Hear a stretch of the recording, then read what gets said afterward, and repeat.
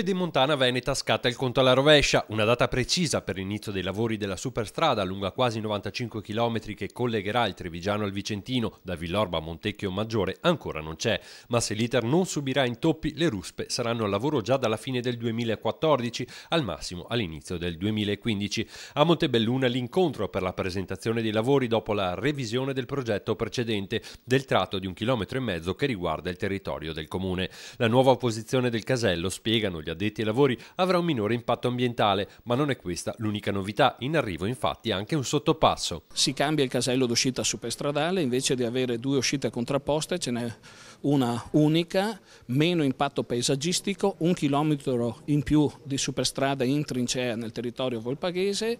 Per quanto riguarda Montebelluna, il primo tratto della tangenziale con un sottopasso che andrà a collegare via Feltrina alla strada provinciale 100 e soprattutto il sottopasso di piazza 4 novembre atteso da 50 anni.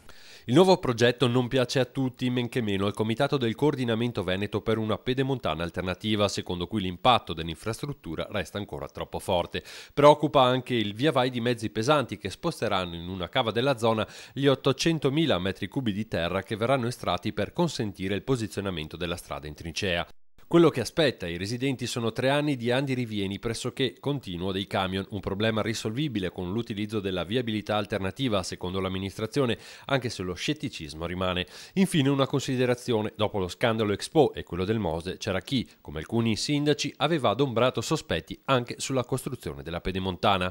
Io credo che proprio quanto è accaduto debba oggi consentire a tutti di avere maggiore trasparenza in ciò che si andrà a fare e maggior controllo, e quindi confido che le autorità preposte seguiranno il corretto eseguimento dell'opera sia sul piano tecnico sia sul piano della gestione finanziaria.